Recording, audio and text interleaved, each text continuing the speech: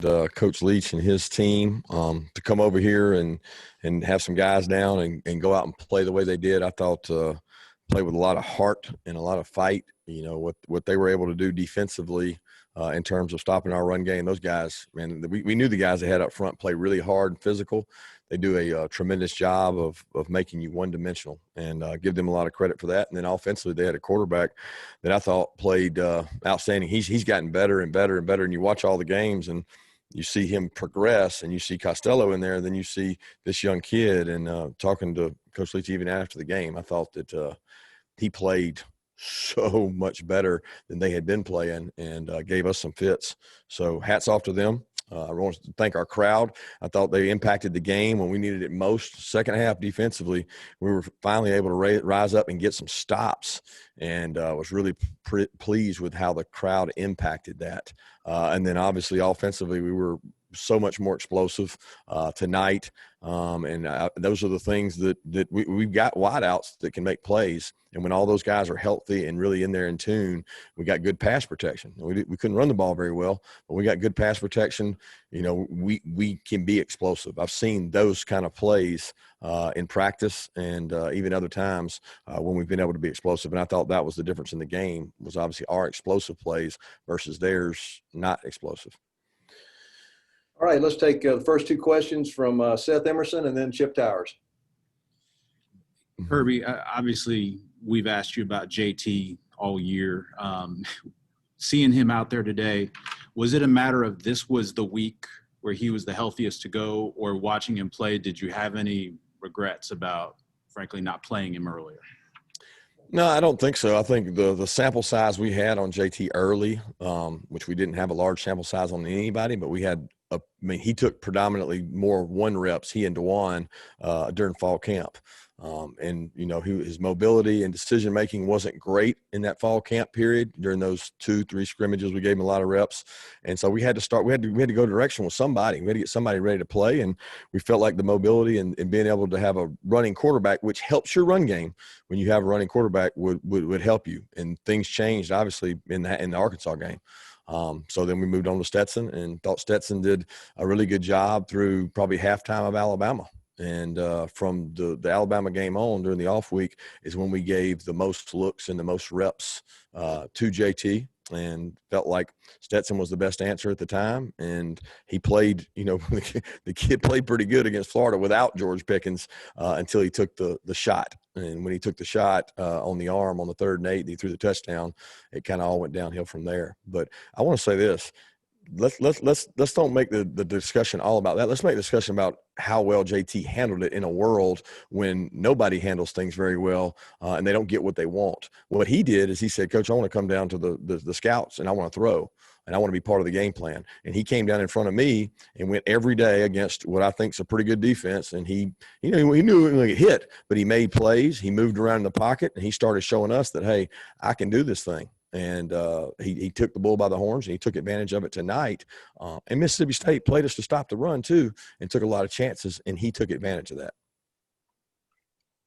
Yeah, Kirby, I was going to say that, you know, as much as you see in practice and, you know, all the decisions you have to make, you can't know until they get out there like tonight.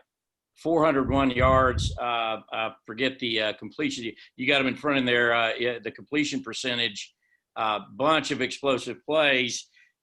Better than you even could have imagined that he performed in that situation.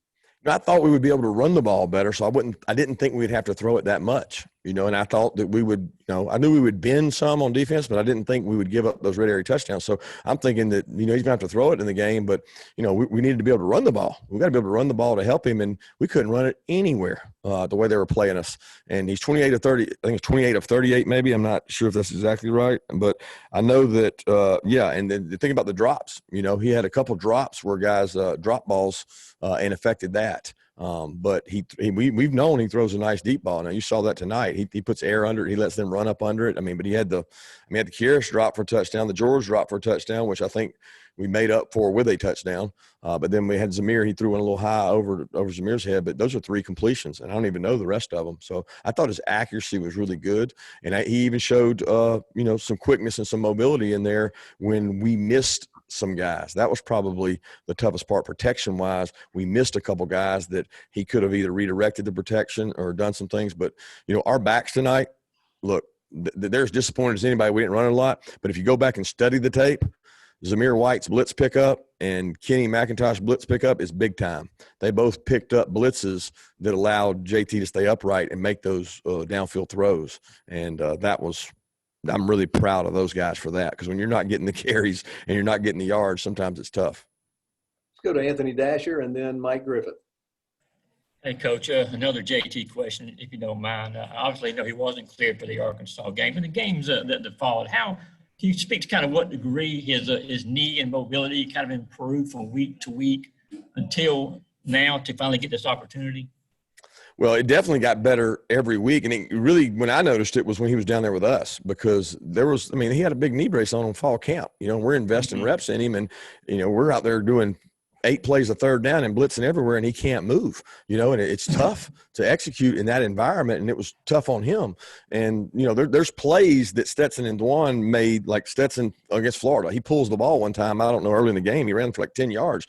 That's not going to be JT's game, but JT's a good enough athlete. When we talked to him coming out of high school, he said, I run a 4.69. Well, he's a good athlete, but he's coming off an ACL surgery, so we don't know how long it's going to take to get that. But when he's got a clean pocket, he's really at his best. And I thought Mississippi State, their plan was to pressure on third down because of that. They didn't want a clean pocket. They wanted that guy to have to move around, and we picked most of it up and allowed him to stand in there and make some throws. But he certainly got better. The toughest part was having to make a decision who you're going to go with when he's not cleared. And then when he is cleared, it's like, okay, this guy hasn't taken the reps for 2 weeks for the Arkansas game or the next game. And the best look he got was probably the off week before Kentucky was the time he started getting more and more reps. Just how different is it if you managing the game on the sideline? I mean, JT was pushing the ball downfield so much. I don't know if that was always his primary read, but to see a guy go for the jugular that often, what was your thought about that? We haven't seen that. I don't think we'd seen a 400-yard passer under you. This was the first time. Yeah, I don't think it wasn't JT. I mean, it's how they were playing us, right? So if you play everybody tight to the line of scrimmage and you play the run the way they played it, where's their risk at? Their risk reward is vertical. I mean, the way they played us, it was to stop every play and force him to make plays down the field. And that's what he does well. I mean, he gets the ball vertical. He gives guys a chance one-on-one. And to be honest, we had our complete wide receiver core, all out there. And it makes it tougher to defend you when you've got those weapons. And he was accurate. And the one thing we said we had to be at that position was accurate. Let's go to Mark Weiser and then Jake Rowe. Kirby, you mentioned kind of in your opening about how Mississippi State was undermanned, I guess, scholarship-wise. What did that mean in terms of the game plan, or did you think that, given that factor, that it would be more one-sided, or how do you view that? Yeah, I don't view it anyway, because when you chart how many people we play on road games, I mean, it's usually right around 50, 53, right? So they allow you to bring 70, but we're not ever playing 70. So the bottom 16, 17 on your roster, to be honest with you, I mean, an NFL team plays a 53-man roster, right?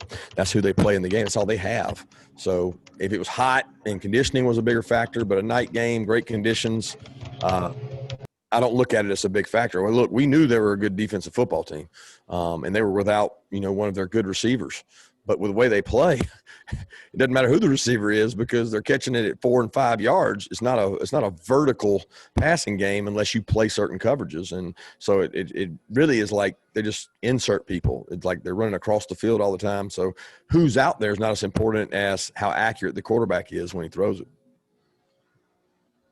Kirby, wanted to ask you about the run game, and was that a product of how they were playing you, a product of not playing very well up front? It just seemed like you got whatever they were doing, you guys couldn't seem to throw them out of it. They kicked our butt. That's the bottom line. Hey, we pass pro'd better than they pass rushed, and they run stopped better than we ran. I'd reserve judgment until I watch it to see totally what it was, but it wasn't good enough. I mean, I know that. But look, guys, hey, they got a good defense. And I knew that coming into the game. That their defensive coordinator, he does a hell of a job, and they played their tail off. Look, I personally knew, Brule, the linebacker, Errol Thompson. I recruited him. I was like, those two guys are thumpers. What they're going to do well is attack you and be physical. They're really physical on our perimeter. Like most of the time you can't run it inside, you run it outside. Well, every time we try to run it outside, we either got a holding call or they called us for a illegal block, and we couldn't get on the edge and we couldn't get inside. So, they're a physical football team. They did a good job, but some of the stuff they played, it was hard to run the ball against. Okay, let's go to Dean Legge and then Paul Newberry.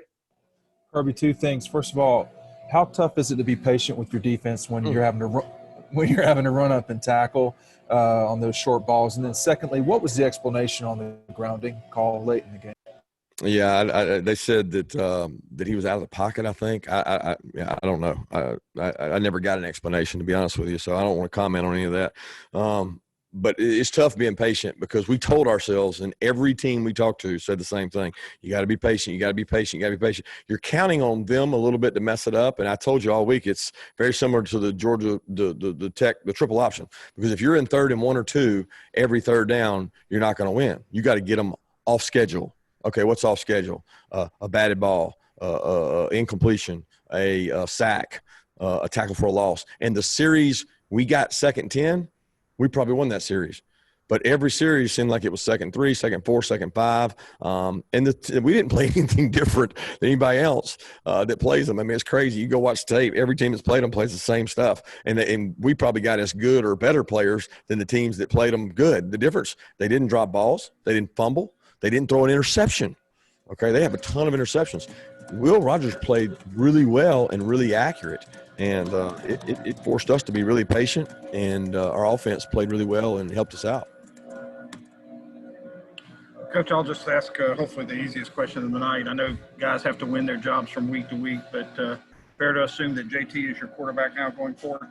Yeah, I would say it's fair to assume that based on the way he played tonight, and he'll need to continue to work hard and do the things he's done in order to stay in that position. But he certainly showed poise and confidence and did some good things, not only in the passing game, but in the check game. Let's go to Brandon Sudge, and then we'll go to the red and black, either Austin or Augusta. Hey, Kirby, so in terms of JT having this opportunity, was there a certain point of the last 2 weeks where you guys felt comfortable in terms of having him out there? And then in terms of how he handled it, what was his approach over the last couple of days of practice after you told him he could start? Yeah, we had conversations with him the Sunday after the Florida game, and he was very adamant that he was confident in his knee, that he was ready to go, that he could make the throws and make the decision making and do all the things that we weren't getting done in terms of accuracy. And he has extreme confidence in himself, which is what you want in that position. Because if you don't and you doubt yourself, it's really hard. He did a good job, I thought, working the receivers, making them believe too that he was going to get them the ball and make plays and re-energize that group, which is really important. In terms of run game, outside of the quarterback running the ball, the run game is our run game. So it's not like he has to go win over the backs. He's got to win over the O-line with protection checks and putting us in the right run game stuff. But I thought his approach the last couple of weeks, every time I talked to him, he was watching tape of the opponent. He had watched a ton of tape on Missouri and was ready for that game. And then, it got postponed. So he ended up getting a lot of work throughout that time and did a good job with it. Hey, Kirby, I'm kind of going back to the defense now. I know Mississippi State's drive started out really long and taking up a lot of time off the clock. And then toward the end of the game, toward the end of the third quarter, it felt like the defense was kind of getting a better rhythm against that offense. So I want to know, what are the adjustments that y'all made and how did you end up executing them to shut them down at the end? Really zero. I mean, it's patience. Like I said, we didn't do anything different from one half to the other. A lot of people always think that. If anything, we might have rushed 4 a couple more times. But the success rate on these guys when you rush 4 and 5, it actually goes down. They get the ball out so quick. Anybody that played man-to-man with them on them, they torched them. What you saw in the LSU game was they really took advantage of teams playing man-to-man, and then we played man a couple snaps, but one of the snaps we played was the big touchdown, and it's like, golly, as soon as you go to it to change it up, bam, they hit you. It's just not worth it. So they got a good quarterback, they got a good system, and they'll be a force to be reckoned with if the quarterback's that accurate and people continue to play them the way that we played them. Let's go to Jeff Schultz and then Allison. Kirby, I'm not discounting anything that you said about JT, and I'm certainly not suggesting that he's going to throw for 400 yards and 4 touchdowns every week. But can you understand why people would look at this game and think, why wasn't this guy starting earlier? Absolutely, I would. But I also think that people should take into consideration that, I've been coaching football for I don't know how many years, 20, 25 years, and God knows Monken's probably double me, as old as he is. And there's not a decision that we make as coaches and a coaching staff, an offensive staff with 5 guys that I adore and think the world of. Maybe the question should be, man, aren't they glad they got JT here when nobody thought that maybe we needed him? Would I have loved for him to gone out there and done the same thing against other teams? Absolutely. But the decisions we made based on giving us the best opportunity to win. And a lot of that had to do with mobility and Stetson's play. And as that struggled, we had to look for other options. And he did a great job with his opportunity. He also had some help in receivers that came back and the way Mississippi State played them. But I don't want to use that to put, to demean how he played. He played unbelievable. I am proud as hell of the way he played. But every decision we make is based on what gives us the best opportunity to win the game. And the men in that room that are making those decisions, they've got a lot of experience doing it.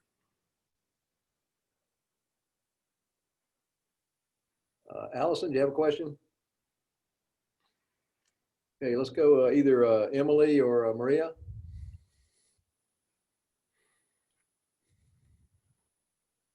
Connor Riley.